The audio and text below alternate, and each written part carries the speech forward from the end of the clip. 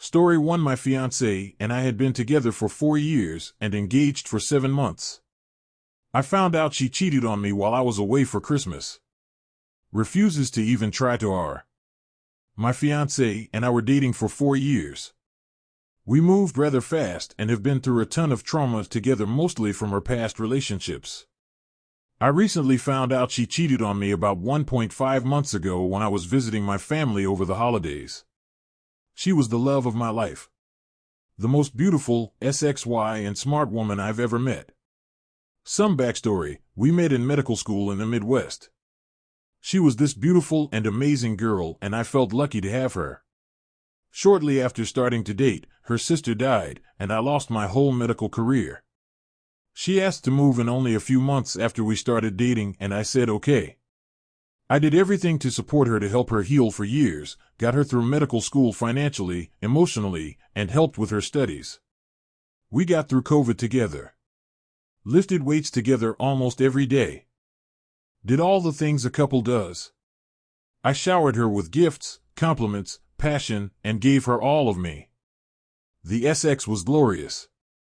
Around the 2.5-year mark, around summer of 2021, she said she wanted to go on a break, and I begrudgingly agreed as long as she didn't sleep with anyone else. I know she has a lot of attention-seeking behavior, so I thought she may have just wanted some new attention. On her birthday in October of that year, while we were on the break, she told me she was going out with her girlfriends for the night. Something didn't sit right with me. After about a month, our relationship seemed to be back on track. She seemed happy being with me. She said a major reason she was feeling like she was being suffocated and needed space was that she didn't know if I was serious about her because I had not proposed. I thought 2022 was a great year for us. In January we got a dog together, a little perfect golden doodle. She paid for him, but I signed the papers. Her name tag says my last name. She was going to be graduating med school soon and matching into a residency program, so she had been bringing up being engaged almost on a weekly basis. She gave me an ultimatum of propose or she's out when she starts residency. I proposed in May on a beautiful trip. She accepted. I felt like I had won the lottery with her, and she made me so happy.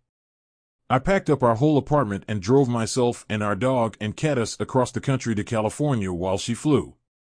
California has been hard on me. None of my community is here. None of my family is here. My job was still back in the Midwest, so I was working remotely and was home a lot.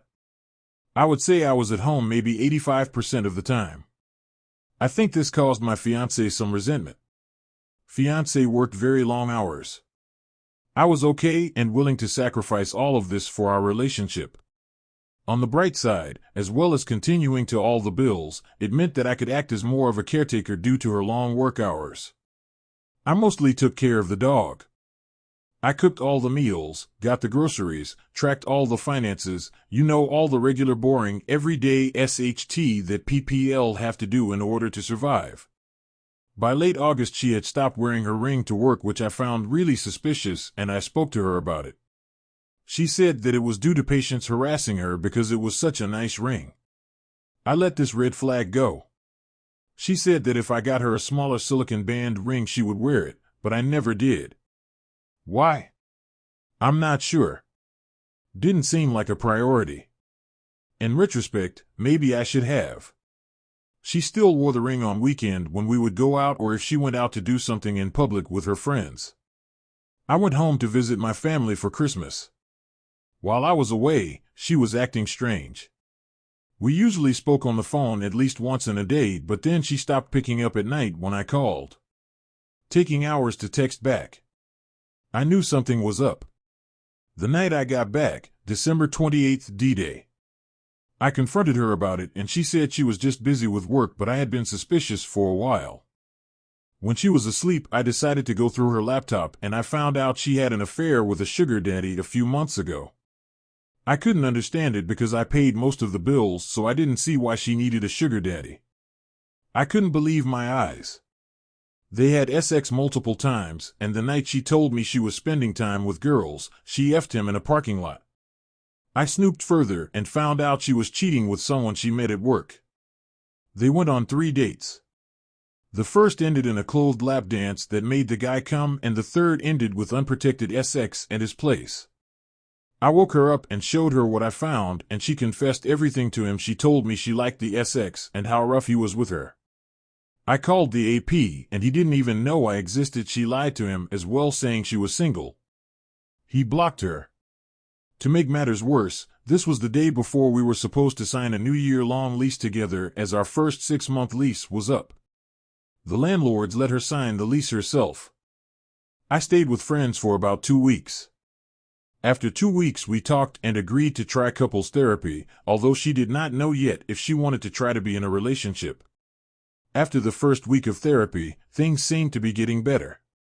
She invited me to move back in. We were having a lot of sex. I was buying a lot of furniture for the new place. She was no longer talking to the AP. Then, the Saturday after our first therapy session, she went out with her friends to a nightclub. Her AP happened to be there by coincidence. She got to chatting with him. I know she got food with her friends at about 2:30 a.m. and arrived back home at around 4 a.m. After this, she did a complete 180. Completely stopped trying to R at all. When she got home that night, I confronted her and she confessed kissing AP. That was the last straw for me, and I walked out on her. She continued talking to the AP. Eventually, AP found out that she lied to him again and blocked her. She then went on a trip with her family and got back home yesterday. She said she wanted to talk. I figured she was no longer solely attracted to me since around August and thought she could string me along. Which was just 3 months after getting engaged and barely 2 months after uprooting my life and moving to California. I am so blindsided by this. We are both very fit and attractive, but I know the AP was taller than me. She also said she was feeling smothered and caged up because of how often I was home and because I wasn't working a traditional 9 to 5. I asked her why she didn't just talk to me about this then, so we could try to fix the relationship and figure out why she was feeling this way. She told me she was sorry and wants to try again. I told her that she already effed up and there was no way I was going to take her back. I know I simply have to pack up and move back home to the Midwest. My sister says I shouldn't fight for the dog because it would just remind me of my fiancé. She's probably right. I don't understand how someone can change their mind about loving someone so quickly. She was the one that pushed me to propose. She was the one that pushed to originally move in. She was the one that pushed for me to move with her to California. We were just talking about having kids and buying a house together this past November. I sacrificed so much for 4 years, and she can't sacrifice 1 month to try to give her a shot to even see if mending things is possible. I eventually told her parents the reason for our split and things aren't looking good for her. I decided I was done with her and she could sign the lease herself if she wanted. She begged and pleaded with me not to leave her, saying she loved me but made a mistake. But I couldn't imagine myself getting married to a wretch like her, and I was counting myself lucky to have escaped. Our anniversary would be on Valentine's Day. Any advice would be appreciated. Story 2. After 6 years, I'm done. I've noticed that I've been posting on these subs more so lately than I have in years. I attributed this mostly to the fact that mine and my WW's external issues being very similar to how they were when she had started her affair in 2016. However, another reason I've found myself back here is that over the last couple months she has been communicating how difficult it's been for her in recent years, feeling unloved due to my emotional withdrawal from her after much of her trickle truth and lies came to light in 2018. I made the conscientious decision to start working on showing more vulnerability and stepping outside of my comfort zone to work on repairing some of the damage. This is much easier for me to do now that I have had years personal growth. I understand many of my own shortcomings in the relationship, why many of them are justifiable due to the amount of crap she put me through, and why it's understandable that she needs me to work on these areas. That came to a head with me lashing out at her in our hotel room at Family Resort on Friday night, Saturday morning. After getting triggered by her bailing on SX late Friday night, I was left wide awake in the bed with her passed out next to me.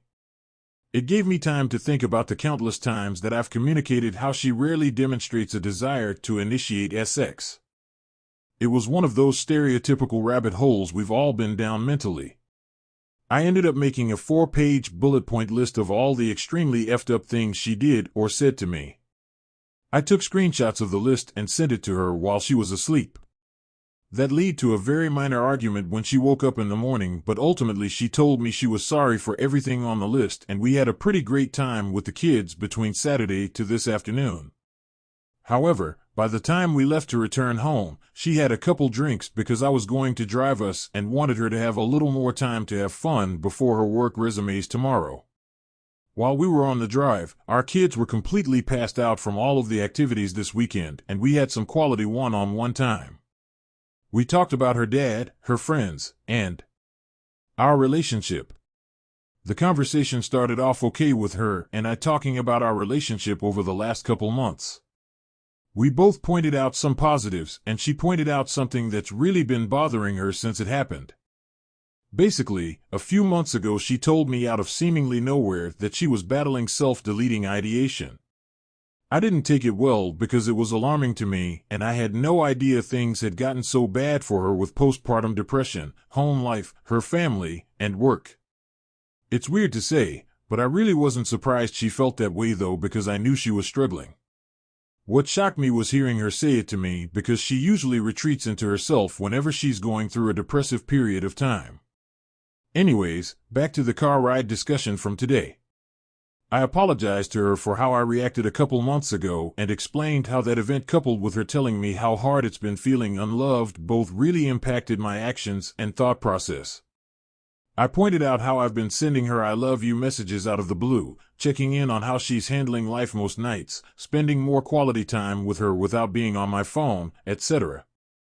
Pointing that out seemed to put a smile on her face, and she acknowledged how impactful it's been for her this month with me doing little things that have been customized to her love language. That's mostly where the positives ended from the conversation. A few more things were mentioned after that and the conversation turned silent.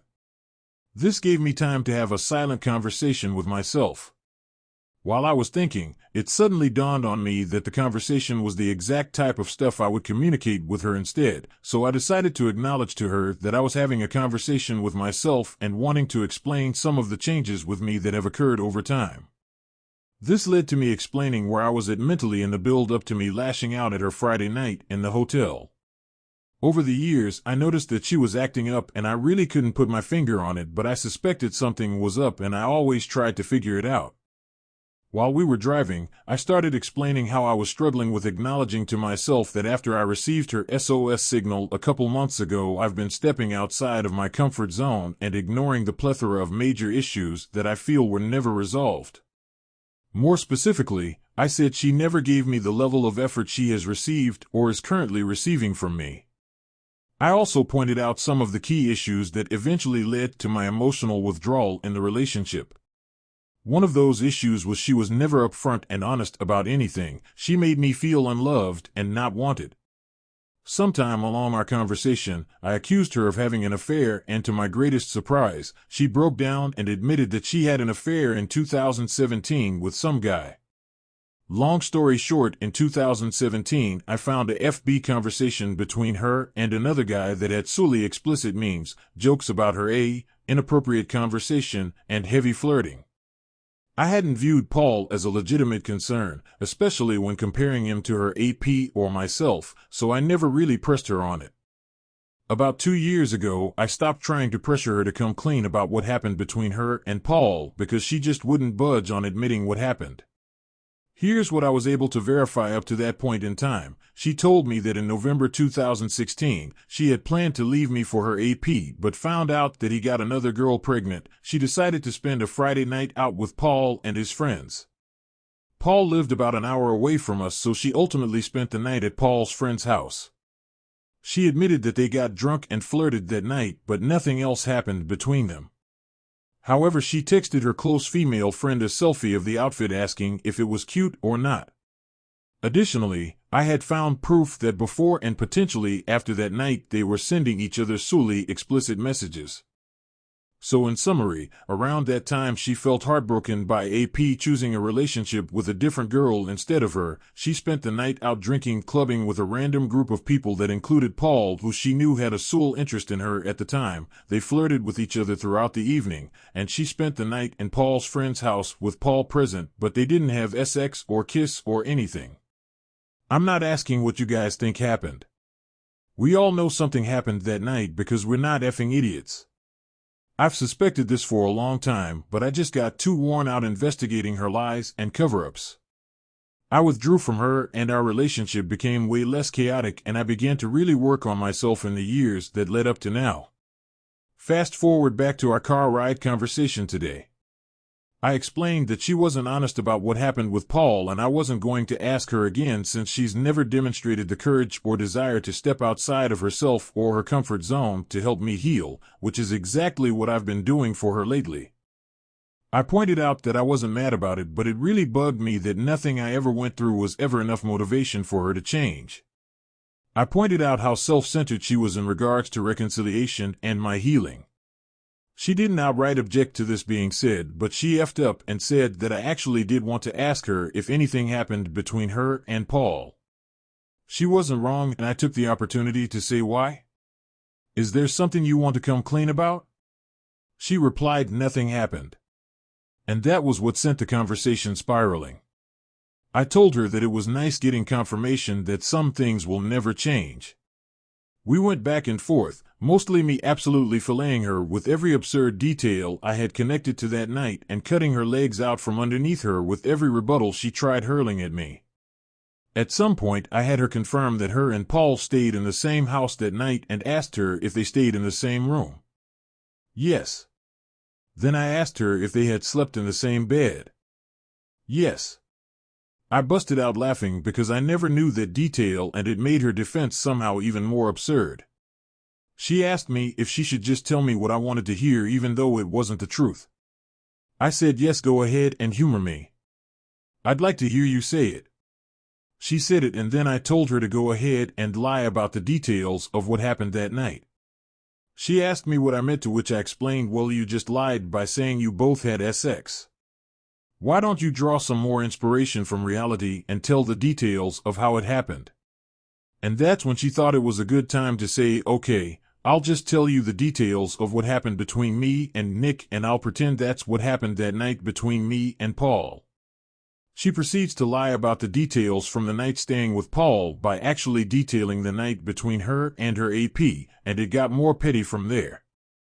At the end of our car ride, when we pulled up in our driveway, I opened my door, turned towards her in the passenger seat, and told her that I was using March 10th as the beginning of a trial separation. Then I got out and walked inside the house. She looked like she saw a ghost when I said it because she knew I meant it. Pretty wild turn of events considering how we had been improving in most areas over the last couple years now, but I'm not changing my mind. This needed to happen years ago, and I'm doing what I need to in order to continue healing and becoming a better person and father.